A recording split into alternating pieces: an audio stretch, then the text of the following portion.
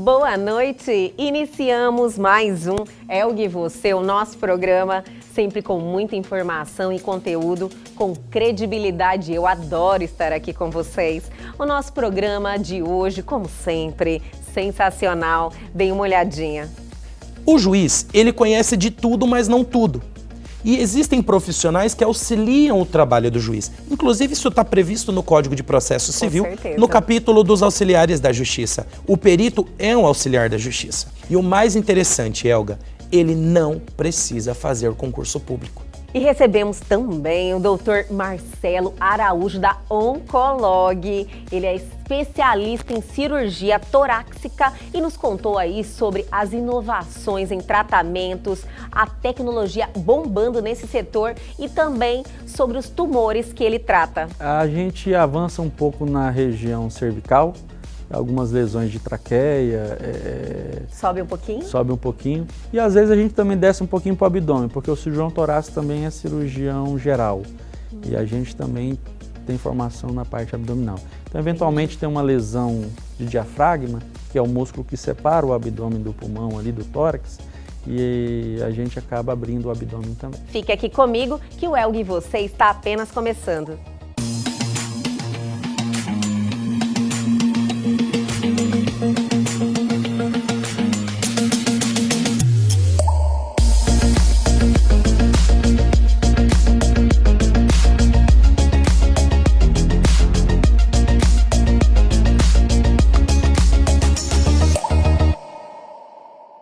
E agora, em nosso programa Elga e Você, vamos ter aquele bate-papo sempre cheio de informação e pensando em vocês. E para isso, hoje, estamos recebendo uma visita que eu já adorei, assim, você é uma simpatia. Pablo Henry, muito obrigada por ter aceitado o convite e estar aqui com a gente hoje, Pablo. Elga, muito obrigado pelo convite. Sabe, desde o momento em que aqui eu cheguei, eu tive assim um acolhimento muito bom da sua equipe. Então, obrigada. Assim, pode ter certeza que eu estou me sentindo em casa. Elga e Você, hoje eu estou me sentindo muito bem aqui contigo. Agradeço a sua receptividade. Obrigada. Nós que agradecemos, de verdade. Pablo, você é perito imobiliário, né? Eu acho que muita gente não sabe direito o que é um perito imobiliário, não sabe como eu consigo ser um perito imobiliário, o que ele faz realmente. Então, olha que interessante, Elga. É interessante isso. Muita gente tem dúvida, não Sabe tem? por que é interessante? Porque é um assunto tão pouco abordado. Sim. E tão útil ao Poder Judiciário, que se as pessoas pudessem... Está totalmente ligado ao Poder Judiciário? O perito, sim. Entendi. Porque o início, para que a pessoa possa atuar como perito, precede o curso de avaliador imobiliário de imóveis urbanos e rurais. Obrigatório. É um curso habilitador. Olha que interessante. Eu estou coordenador do curso de técnico em transações imobiliárias, que é o curso de corretor de imóveis. O curso de corretor de imóveis, ele te dá a habilitação de fazer o curso de perito judicial imobiliário. Ou seja, para você fazer a avaliação, é necessário que você tenha, no mínimo, o curso de corretor. Por quê? Na área de avaliação imobiliária, apenas nós somos o único curso de nível técnico que podemos atuar como auxiliares da Justiça sendo peritos. Somente o corretor de nível técnico pode. Todos os demais cursos, lógico, todas as demais profissões como engenheiro, arquiteto, agrônomo, eles são de nível superior. E o corretor, pela resolução 1066 de 2007 do COFES, que é o Conselho Federal, admite, porque dentro das suas possibilidades de intermediação está a opinião quanto à comercialização imobiliária. Que é um assunto assim tão, de uma relevância muito grande, porque você avalia imóveis de pessoas que, em determinadas situações, né, tanto em questões judiciais, como também de compra e venda, em vários segmentos, não só judicial, né? Exatamente. E aí, quando eu ministro aula para os meus alunos, eu deixo muito claro, vocês têm condições de colocar um sorriso no rosto ou de devastar sorrisos. Por quê? Porque um trabalho bem ou mal feito depende única e exclusivamente daquele profissional. E isso é muito importante eles levarem em consideração. A partir do momento, eu brinco muito nas minhas salas de aula, porque eu dou aula tanto aqui quanto no Mato Grosso do Sul e Rondônia. Olha só. Pois é. Eu brinco muito com eles que a partir do momento que eles perdem o medo, eles entram numa zona de conforto e acabam se situando num mundo de segurança sobre a perícia, ele está fadado ao erro. Ele tem que entender que cada caso é um caso, com as suas particularidades, e isso deve ser levado muito a sério. Porque, antes de mais nada, se trata de uma avaliação de imóveis, sim, mas atrás daquilo tem uma vida. Com toda certeza. E isso é muito importante. É a vida de uma pessoa que está ali em jogo e você está diretamente atuando, né? Seja para o lado bom ou para o lado ruim. Então, eu acredito que isso aí não seja só na questão do perito, mas em todo o trabalho que você está fazendo para alguém, você tem que fazer com excelência, né, Pablo? Tem que dar o seu melhor. Sim. Sabe, Elga, uma das coisas que me fez seguir a carreira da docência, além de ser do Tribunal de Justiça, que eu estou há 15 anos, eu acredito muito no amor daquilo que você faz. E o que você faz com amor não te cansa e nem te dá trabalho. Maravilhoso, é bem assim mesmo. E eu tenho muita paixão pela área da avaliação imobiliária, pela área da perícia. Por quê? Só para eu te explicar e para os nossos telespectadores entenderem. O corretor de imóveis, então, ele faz o curso, ele tem a habilitação de trabalhar na intermediação de compra, de venda, de permuta e pode também opinar quanto à comercialização imobiliária. Agora, quando ele faz o curso de perito judicial imobiliário, que é um curso técnico, aí ele pode atuar não somente na intermediação de compra e venda, locação, ele também pode trabalhar para pessoas, para particulares, por exemplo, que desejam avaliar o seu imóvel para fins de venda, para fins de locação. Agora, o plus, o chamamento maior, né, que inclusive é um dos nossos carros-chefes hoje da rede CETEPS e Faculdade Prime, mas dela eu falo um pouquinho depois. Daqui a pouquinho. É o seguinte, quando você faz o curso de avaliador, você está então habilitado para o mercado como um todo. Só que existem situações, e eu explico muito isso enquanto professor, porque eu também sou coordenador do curso de perícia judicial. O que acontece? Quando o Poder Judiciário se depara com uma situação, vamos imaginar, João está com um processo, entrou com um processo contra Maria, e eles não sabem, eles não chegaram a um consenso de qual o valor do imóvel para que eles pudessem ratear o valor entre eles. O juiz, ele conhece de tudo, mas não tudo. E existem profissionais que auxiliam o trabalho do juiz. Inclusive, isso está previsto no Código de Processo Civil, no capítulo dos auxiliares da Justiça. O perito é um auxiliar da Justiça. E o mais interessante, Elga, ele não precisa fazer concurso público. Isso que eu estava com essa dúvida. Ele passa por algum processo, alguma seleção, ou ele pode ser escolhido por alguma das partes aleatoriamente? Veja bem, a escolha de um perito, ele vai ser da confiança do juiz, porque ele será os olhos... O juiz que determina. Em tese, sim. O Código de Processo Civil nos diz que os tribunais poderão regulamentar cadastros. Quando ele descreve a palavra poderá, significa que é algo facultativo. Sim. Mas os conselhos, aberto, né? Mas o Conselho Federal e o Conselho Regional de Corretores de Imóveis, inclusive o Mato Grosso, está abrindo um precedente muito interessante, porque hoje nós temos um cadastro que está sendo colocado na prática. Por quê? O que se pretende é a equidade, ou seja, nós queremos que os peritos se inscrevam naquele banco de dados do Tribunal de Justiça e sejam nomeados conforme a necessidade daquela atuação. Porque, veja bem, se eu sou um avaliador imobiliário, eu não vou ser nomeado para uma perícia que carece da necessidade de um engenheiro, de um agrônomo. Então, veja, o juiz, ele tem inúmeros conhecimentos sobre vários assuntos, mas chega um determinado momento que para que ele possa decidir com segurança... Ele precisa de informação especializada. Porque a perícia é um meio de prova. Com toda certeza. E por ser um meio de prova, ele traz para o juiz segurança na hora de decidir. Olha que legal. Então, é um curso muito interessante. Muito mesmo. E eu queria até saber de você, como está esse mercado? Muita procura, existe muitos profissionais? Hoje, eu acredito que existem mais processos do que profissionais. Olha só! Eu ouso dizer. Sério, E existe uma Pablo? coisa muito interessante. Nos estados em que eu trabalho, que é Mato Grosso do Sul e Rondônia, especificamente o Mato Grosso e Mato Grosso do Sul, é quase que 100% virtual. Você consegue fazer o curso, já era antes ou virtual agora pela pandemia? Eu digo pelos processos que estão virtualizados, ou Sim, seja, que é a grande hoje maioria, eles tramitam hoje, né, todos a pela realidade, internet. Sim. Já é uma realidade os processos? Já é uma hoje? realidade. Ainda tem processo físico? Pouquíssimos, mas Pouquíssimos? Aqueles, nós temos aqueles dinossauros só lá. aqueles catatais, né, enormes. Sim. Mas isso não quer dizer que nós não tenhamos processos físicos. Mas eu vou trazer pelo lado do perito porque facilita. Antes o perito tinha que se deslocar.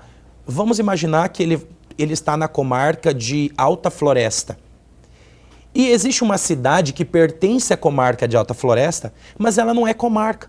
Então ele tinha que se deslocar daquela cidade e se dirigir até a comarca para ter acesso aos autos. Hoje ele já não precisa mais. Ele tem acesso digital, está tudo Em digitalizado. qualquer lugar do planeta. Ele entra, já tem acesso ao processo. Mas muitas vezes, para ele realizar essa avaliação, ele precisa ver o imóvel ou não.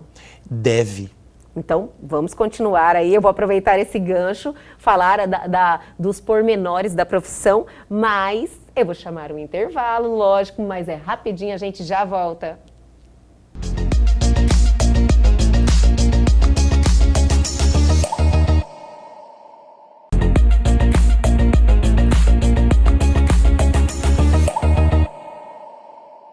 Estamos de volta hoje recebendo Pablo Henry. Adorei seu nome, Pablo. Pois é. Adorei um nome de impacto. Você viu? É, de verdade. Interessante. Pablo, finalizamos o bloco anterior falando da questão do deslocamento, né? Hoje, lógico que facilita você ter conhecimento dos autos, porque é tudo digitalizado, você acessa de onde você estiver, você acessa o processo. Porém, como eu te perguntei, muitas vezes, aliás, como você falou, então deve ser na maioria das vezes, você tem que visitar o imóvel, ir até lá. Exatamente, sabe, Elga? Quando você está diante de uma avaliação imobiliária, ou seja, você está atuando para um particular, sim, ou você está, enquanto auxiliar da justiça, como perito, é importantíssimo. Avaliador é quando não está judicialmente? Exatamente. Agora eu realmente entendi. Qualquer pessoa que faz o curso de perícia judicial imobiliária, ele é um avaliador. Um avaliador. Mas, quando nomeado por um juiz para atuar como perito, ele estará perito. Como perito. Agora todo mundo entendeu. Eu acredito que sim. Eu tive uma dúvida, eu falei, eu vou perguntar. Não, fique à vontade para fazer as suas perguntas, porque eu acho que elas são bastante pertinentes e estão me ajudando bastante. Com certeza. Sabe? Então, assim, é um assunto que você pode passear muito, então é interessante, sim, as suas considerações. Então, veja, Elga, quando o perito recebe a nomeação pelo juiz, ou quando ele está atuando para um particular, ele deve, eu acredito que realmente isso seja um dever, de ir até o local da perícia, que ele tire as dimensões da área, para que ele faça um trabalho seguro.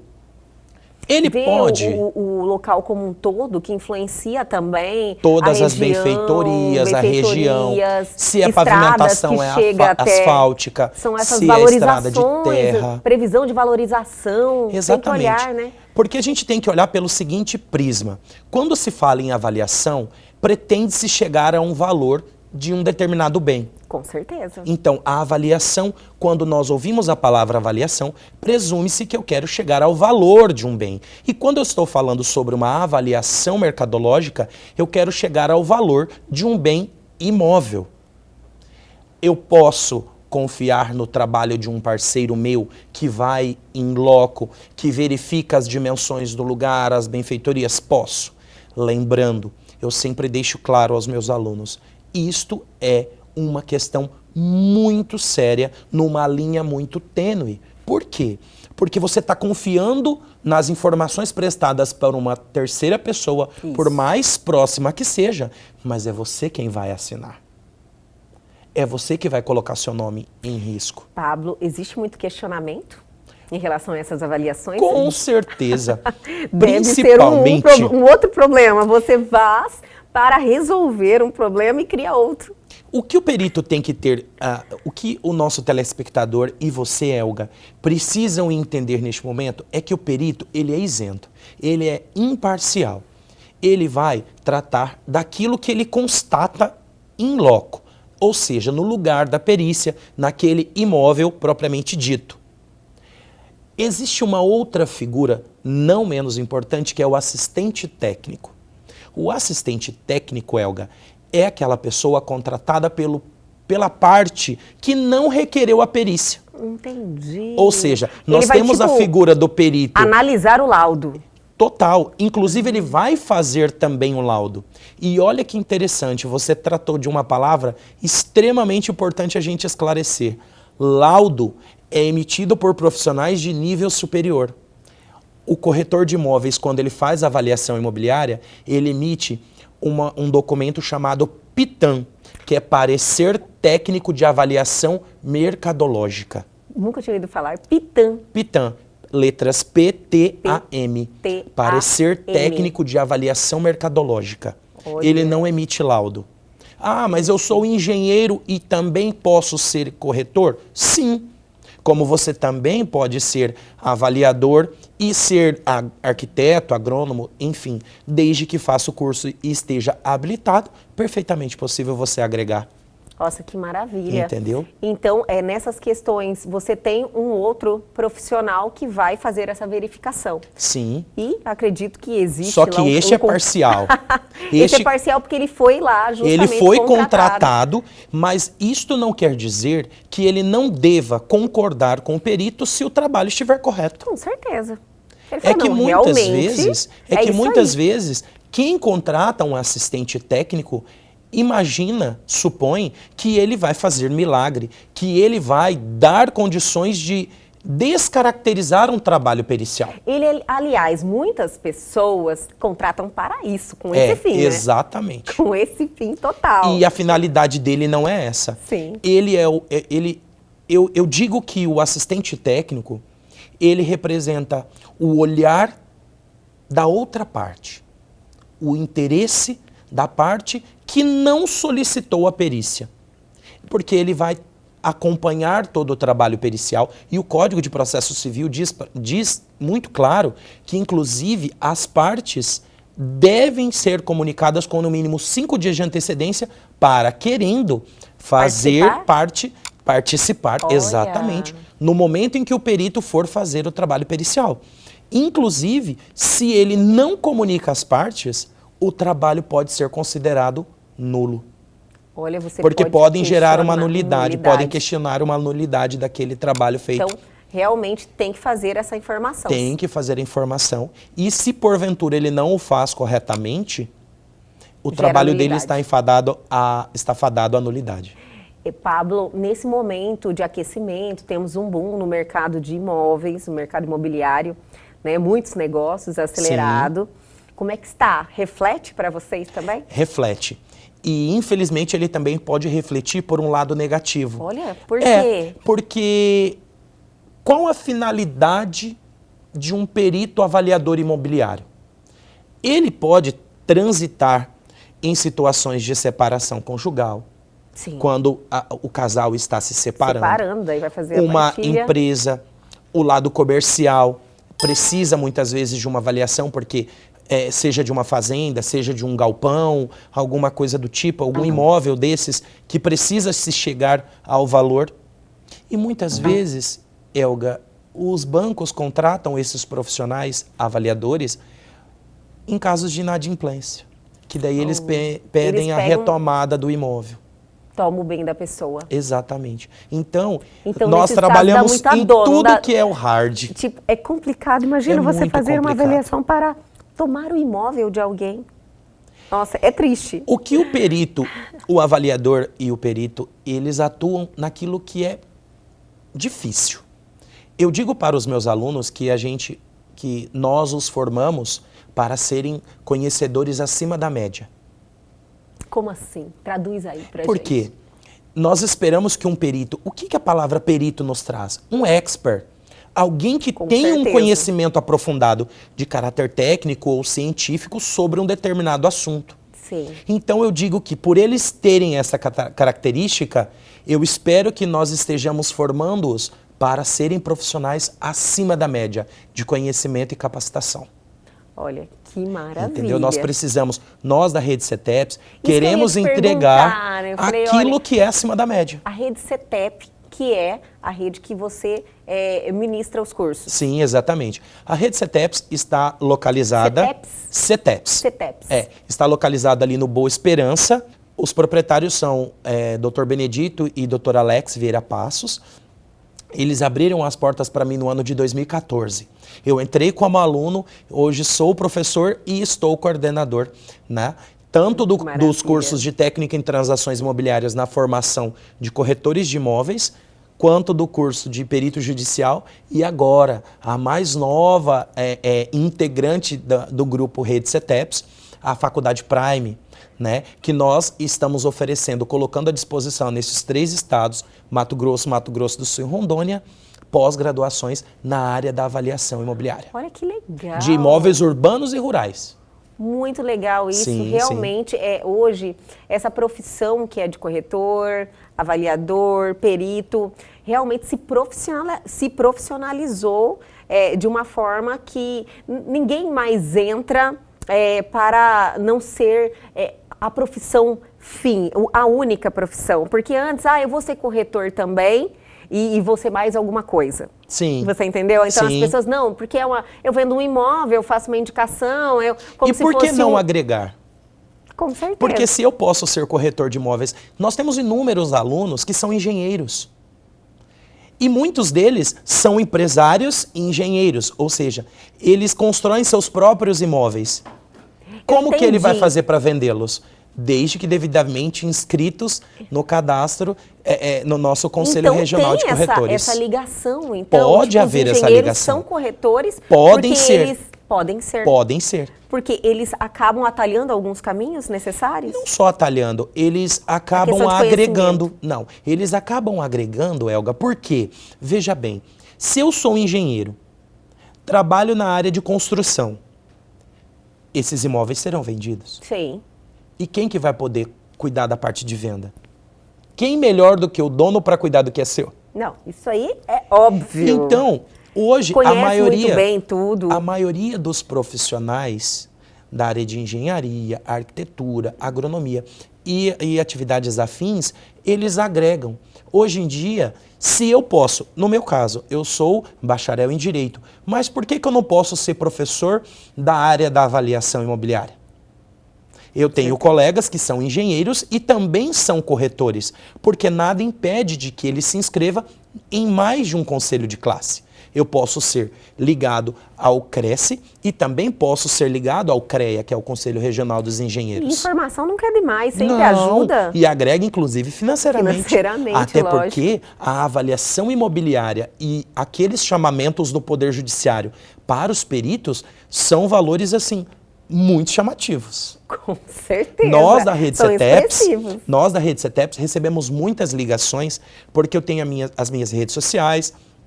Graças a Deus. Inclusive, vamos passar aqui essas redes, claro. Então, com por certeza. favor, eu agradeço. Vamos colocar aí. Muito obrigado. Telespectadores.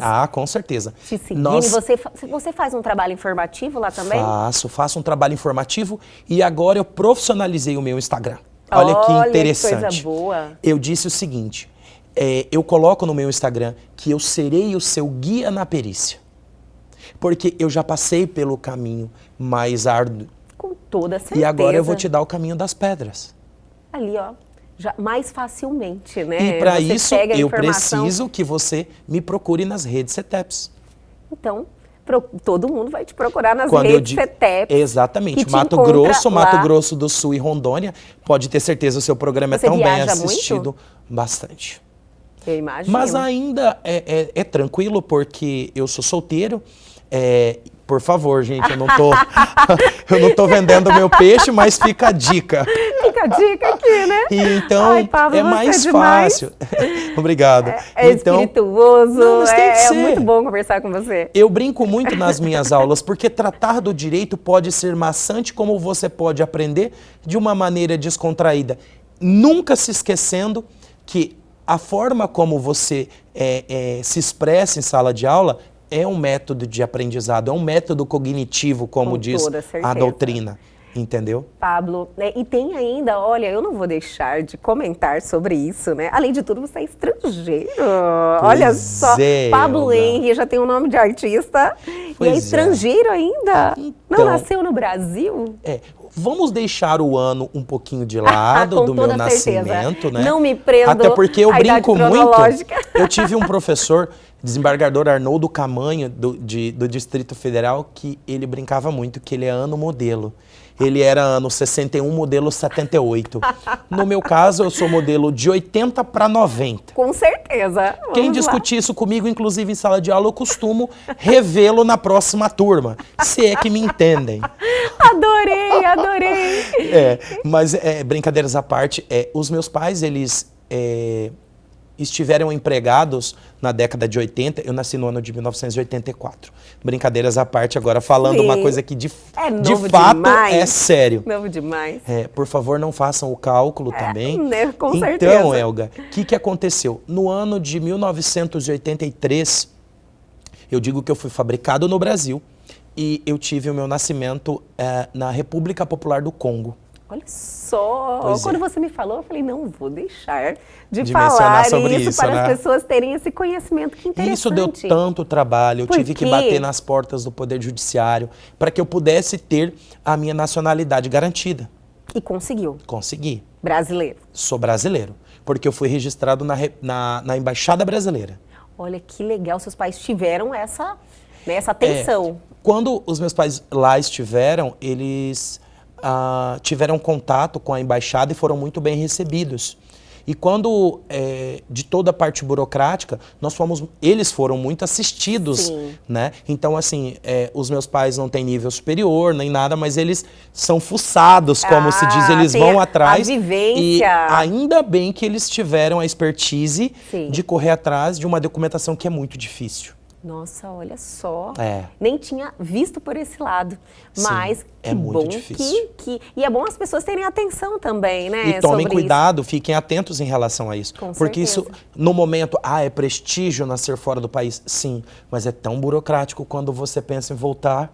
Olha só. Porque você quer que seu filho, no meu caso, eu fui registrado na Embaixada Brasileira, da República do Congo, mas isso não quer dizer que eu posso chegar aqui e pedir um RG.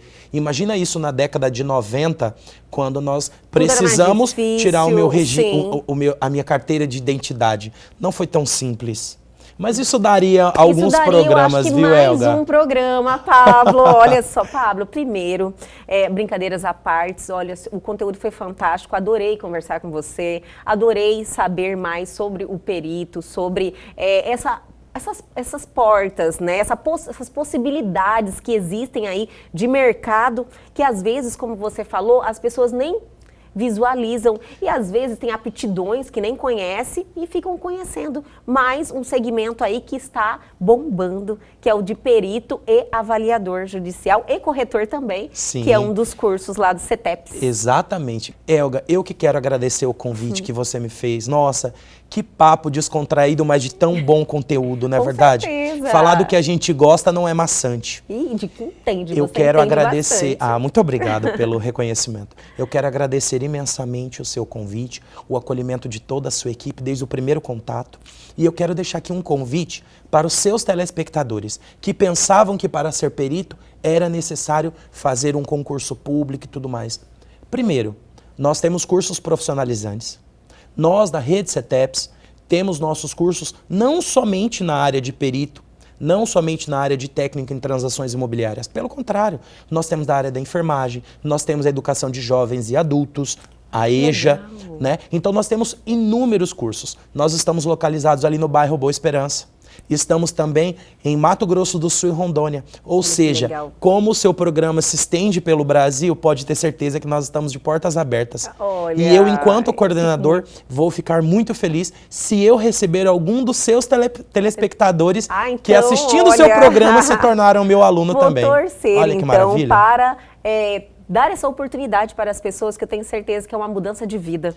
É um grande mercado, Sim. pouco explorado e muito necessário, porque o Poder Judiciário precisa de muitos peritos para atuar. Nossa, tá faltando, minha gente, né? Tem Tá mais faltando. processos do que peritos. Olha só, que informação, Pablo. Olha, muito obrigada. Eu tenho certeza que a gente vai se ver de novo logo. Eu que te agradeço e pode ter certeza, precisando de mim enquanto coordenador ou ainda apenas o Pablo Henry, eu estou à sua disposição, minha querida. Muito obrigado. Nós vamos conversar mais ainda. Pode ter certeza.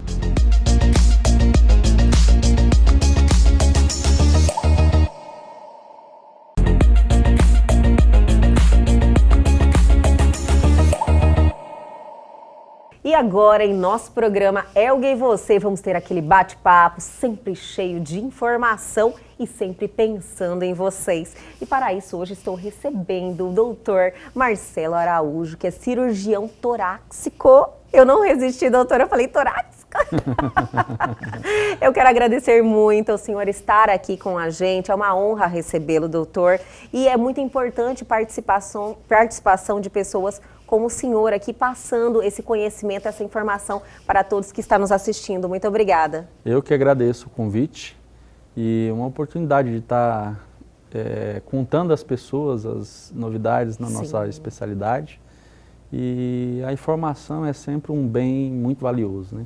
Com então, certeza, um mecanismo doutor. de informação como o seu é fantástico. Obrigada. Nós temos o objetivo de estar trazendo todas essas novidades, toda essa informação em relação aos avanços tecnológicos também, porque essa questão do câncer ainda assombra muita gente, assusta as pessoas.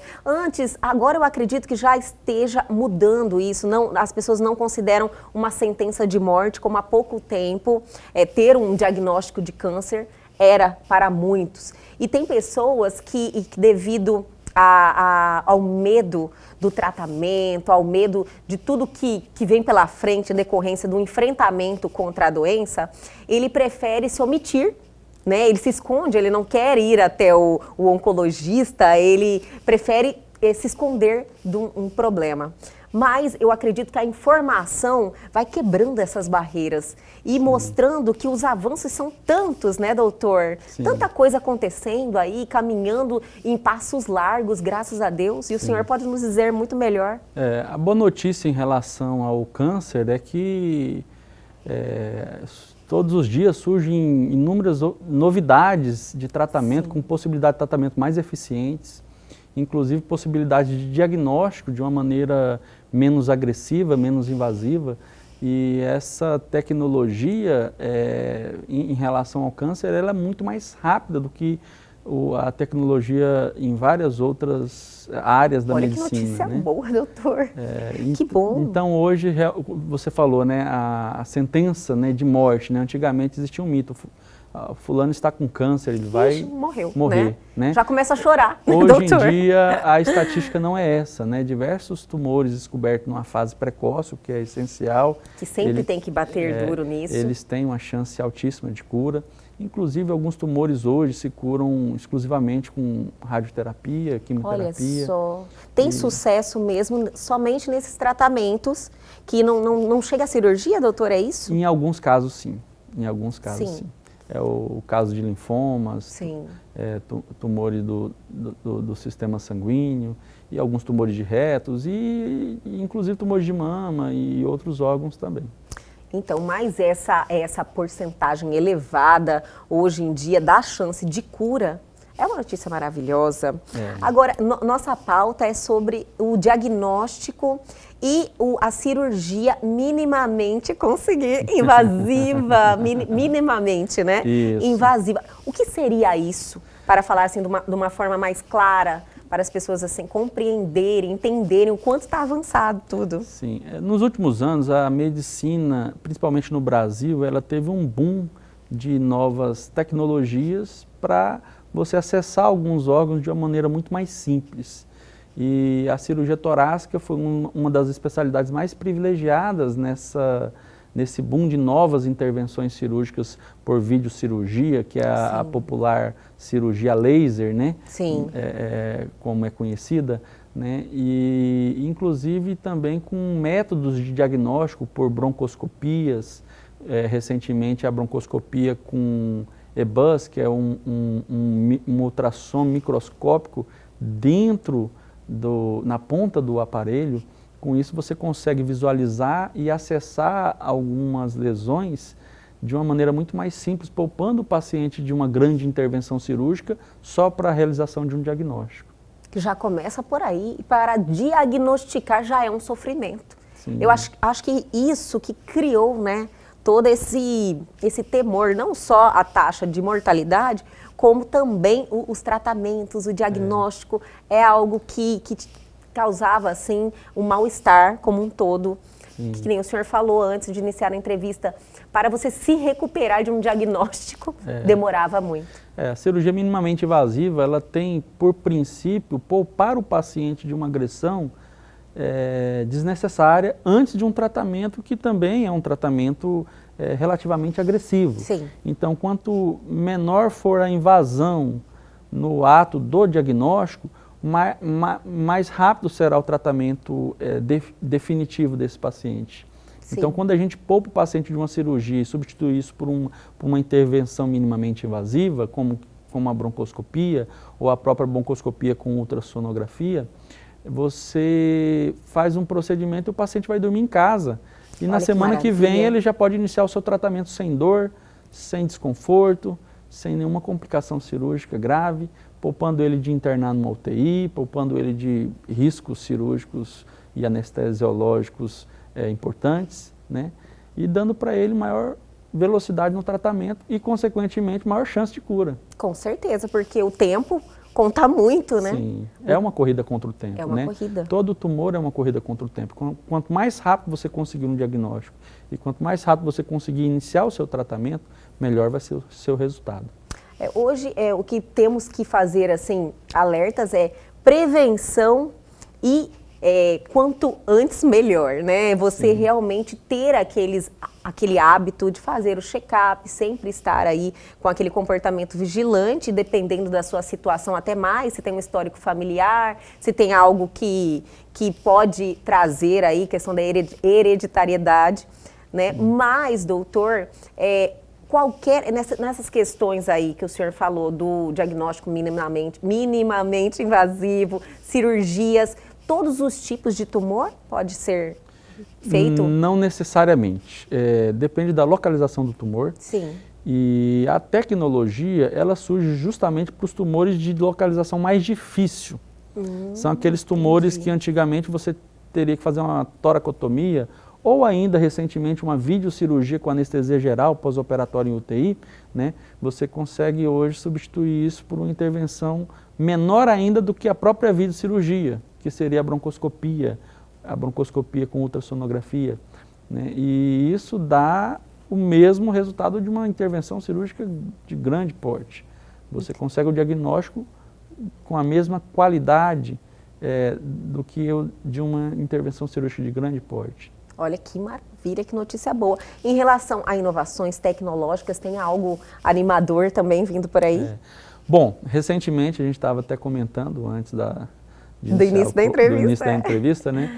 Nós fizemos recentemente 4 casos da broncoscopia com ultrassonografia. Foram os primeiros 4 casos do estado. Olha, né? só! E hoje no Brasil são pouquíssimas capitais que dispõem desse método diagnóstico, né? Olha que talvez notícia São Paulo, boa, doutor. Rio, uma ou duas cidades do Nordeste, Rio Grande do Sul, mas não é um exame fortemente presente, por causa do alto grau de tecnologia. Sim, alto custo também, alto né? custo de implantação. Sim. E é um exame recente, então ainda não deu tempo das cidades se adaptarem a ele. Exige um treinamento, né, que a gente está percorrendo. Sim, mas já está acontecendo, Já já estamos aconteceu realizando 4 casos com sucesso. Com sucesso. Todos os pacientes foram poupados de intervenções cirúrgicas de grande porte. Olha Todos que- os 4 pacientes internaram de manhã e foram dormir em casa à noite. Né? Recuperação Recuperação normal. de 2 horas após o procedimento. Olha que maravilha. Só para metabolização dos anestésicos, para ele ir bem acordadinho para casa e observar alguma complicação precoce ali. Olha que maravilha, E já doutor. tive o feedback, hoje mesmo recebi os resultados. Hoje? Hoje Olha que recebi alguns dos maravilha. resultados. E assim, resultados satisfatórios, né? É um exame que realmente ele confirma a doença e permite um tratamento mais rápido. E sem sofrimento. Sem sofrimento, que é o mais importante. Porque já começa o trauma já desde o início, né, doutor? Então fala, meu Deus, essa longa caminhada aqui, e tudo que está acontecendo agora com essa rapidez tecnológica, essas inovações, traz um acalento, né, Sim, para as pessoas sim. que se encontram, que já estão fragilizadas, já estão assim se sentindo claro que a gente tem que ter esperança sempre, mas estão num enfrentamento. Então é um momento difícil e delicado. Mas quando você tem essa noção de que está evoluindo, que tudo, a chance de cura está grande, eu acredito que no final o resultado, a cura em si, favorece. Sim. Só por essa energia. Sim, eu sou um entusiasta da tecnologia, O né? senhor é? Principalmente quando ela é aplicada na medicina, né? Eu, assim, acho fantástico você conseguir trocar uma intervenção enorme com alto risco por um procedimento minimamente invasivo, né? Doutor, e tem alguma resistência? O senhor falou algo que aguçou a minha curiosidade. Existem profissionais que são ainda resistentes? Sim. Na Sério? medicina, assim como em várias outras áreas da vida, É o ser humano, né? Tem gente que é mais tradicional, gosta mais dos métodos tradicionais e tem o perfil mais inovador, né? É claro, tudo com muita segurança. A inovação não pode vir sem um treinamento específico. Com certeza. A inovação exige uns protocolos de segurança que a gente tem seguido, por isso o sucesso dos procedimentos. Mas a inovação, ela traz isso, ela traz uma discussão, né? Sim. As pessoas pegam, tem o lado de lá e o lado de cá, uma corrente de pensamento diferente. Mas você sabe que na minha especialidade, vou até citar o nome do meu mestre, doutor Geraldo Messias, apesar da idade dele, né, nos seus quase 70 anos de Olha idade, só, quase, quase, vai né? brigar Mas comigo. de muita experiência. Ele é o maior incentivador da tecnologia. Olha só. Né? Então, São os espíritos evoluídos, doutor. Sim, ele estava comigo durante o procedimento inteiro, né, dando apoio, e eu acho que isso é muito importante para nós, né? Somos mais novos e estamos aí atrás de novas técnicas para proporcionar ao nosso paciente um resultado melhor, né? A gente ter esse apoio dos colegas mais experientes também. Doutor, vamos falar um pouquinho do senhor e da sua especialidade, lógico, quais tipos de tumores o senhor geralmente tem contato e trata? Podemos? Sim, podemos. Mas eu vou pedir para o senhor segurar um pouquinho, eu vou chamar o intervalo, mas é rapidinho, a gente já volta.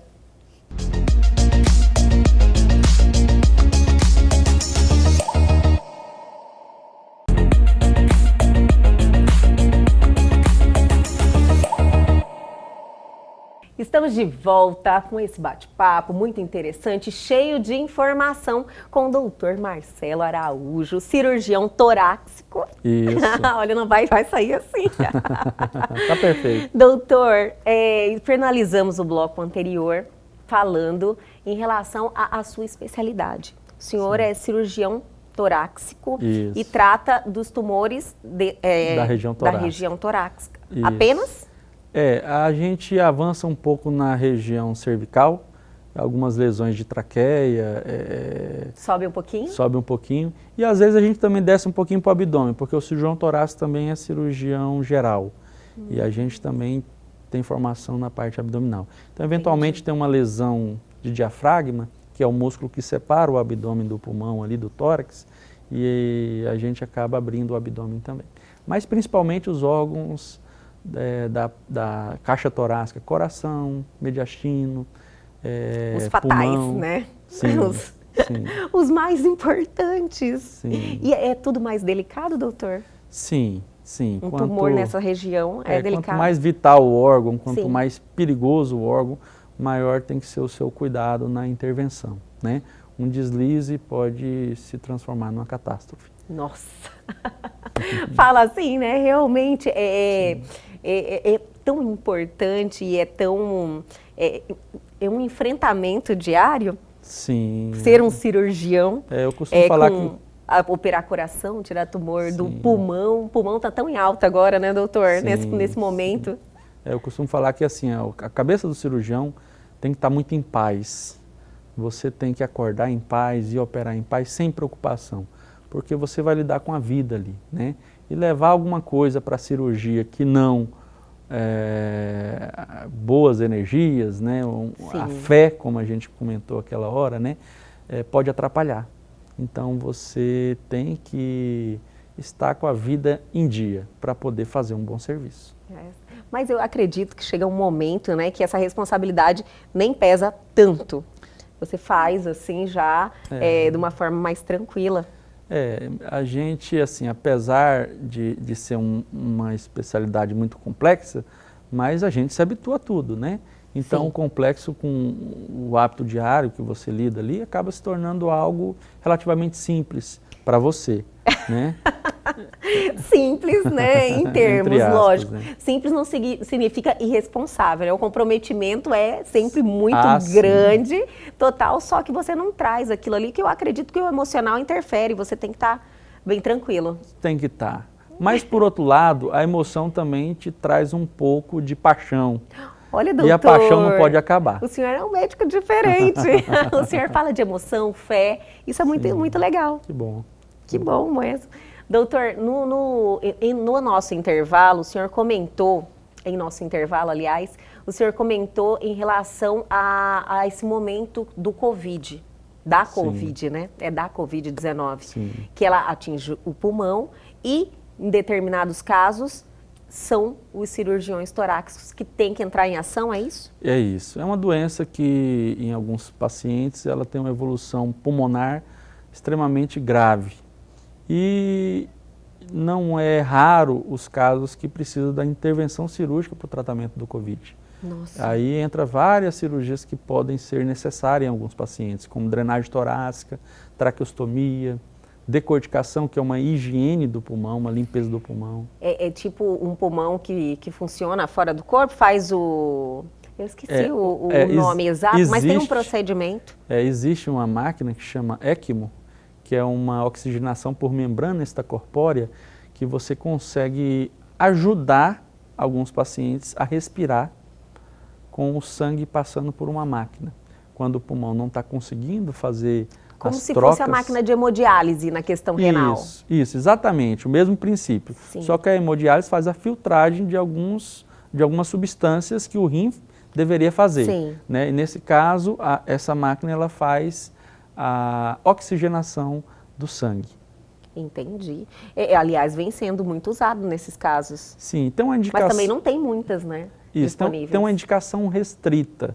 Não é indicado para todos os casos de Covid. Mas, quando bem indicado, é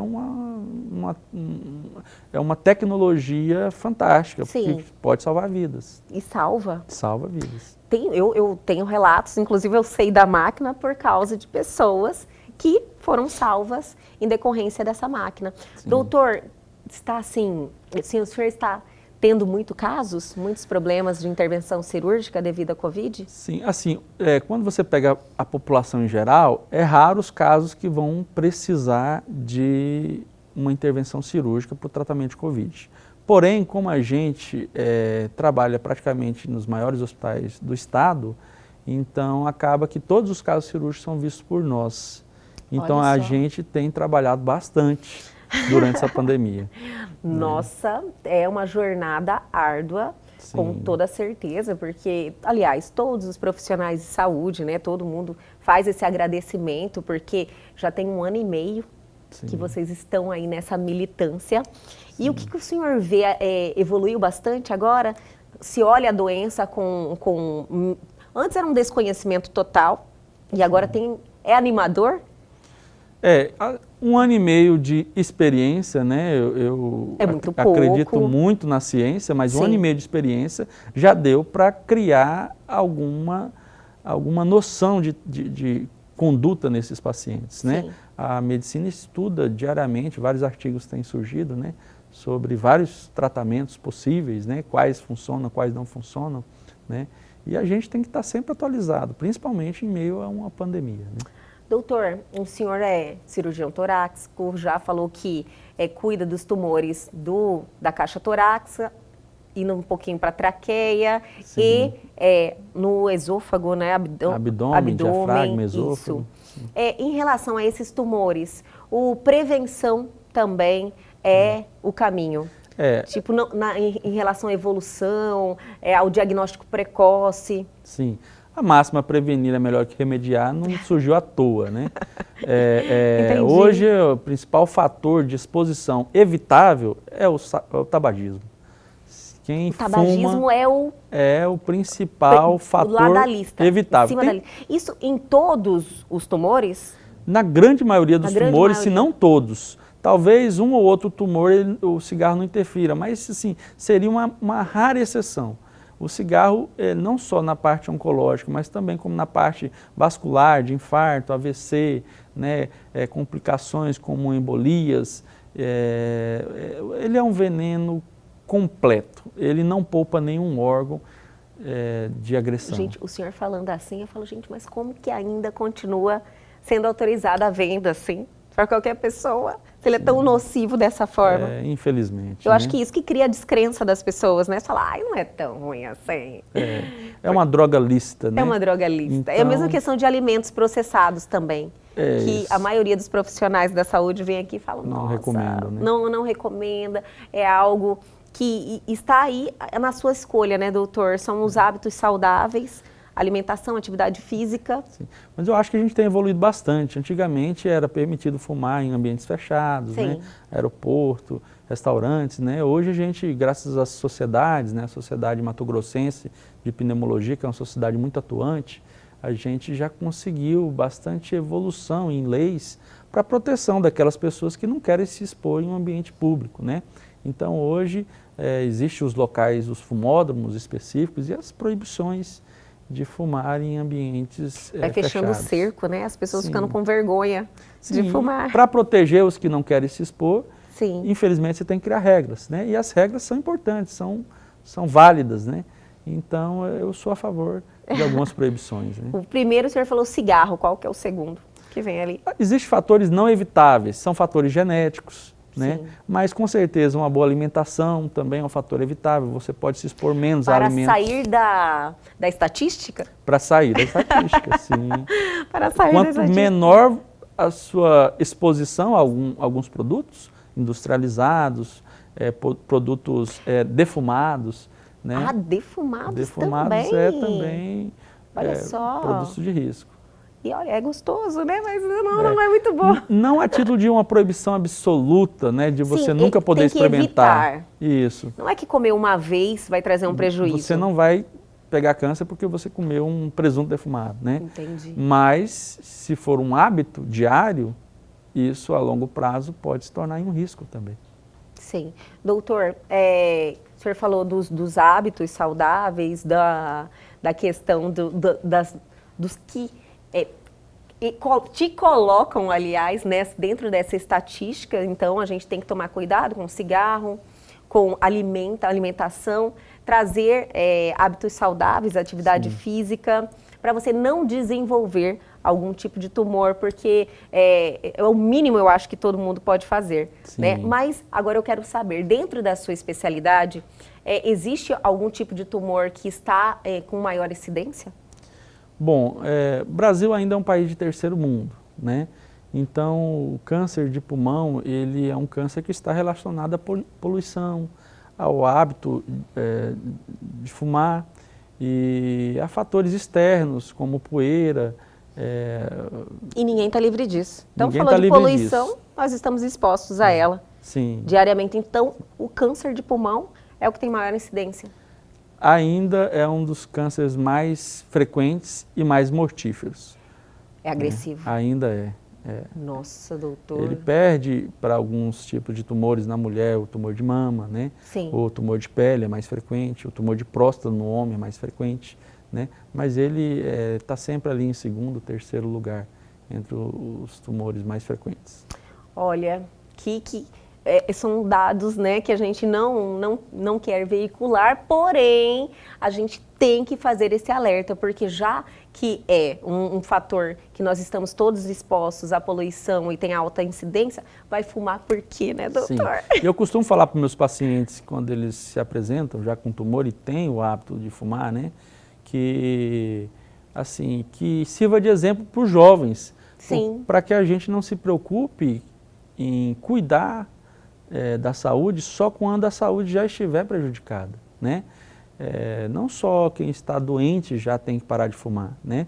Mas o jovem saudável deve evitar ao máximo esse hábito para poder não chegar num futuro e ter uma doença grave e morrer, uma morte evitável. E uma morte agressiva, né? Sofrida. Sofrida, doutor? Sim, infelizmente. Nossa, então, mas é bom trazer essas informações e com um profissional especializado que vive essa rotina e entende muito bem o que é você desenvolver esse tipo de câncer. Sim. Doutor, olha, eu quero agradecer o senhor muito por esse bate-papo, por trazer essas informações, fazer esses alertas, e aqui está sempre de portas abertas. Quando o senhor tiver uma pauta que quiser trazer aqui para veicular e informar as pessoas, nós fazemos questão de recebê-lo, viu? Perfeito, eu que agradeço. A porta aberta. Se chamar, a gente volta. O senhor é cuiabano? Eu sou goiano. Eu percebi. Cuiabano de coração. A porta aberta. O senhor tem jeito de goiano mesmo. Sou goiano.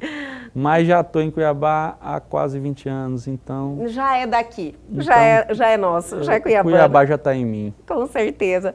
Doutor, muito obrigada mais uma vez. Até a próxima. Eu que agradeço. E o Elgue Você de hoje fica por aqui, mas amanhã nós estamos de volta sempre às 21h30. Perdeu algo? Quer entrar em contato com a gente, dar a sua sugestão? Atenção! Pegue o seu celular agora e aponte a sua câmera aos QR Codes que estão aí na sua tela e vá direto ao nosso Instagram ou ao nosso canal no YouTube. Essa entrevista já está lá à sua disposição. Entrem e se inscrevam. Aguardo vocês amanhã aqui na TV Pantanal, canal 22.1.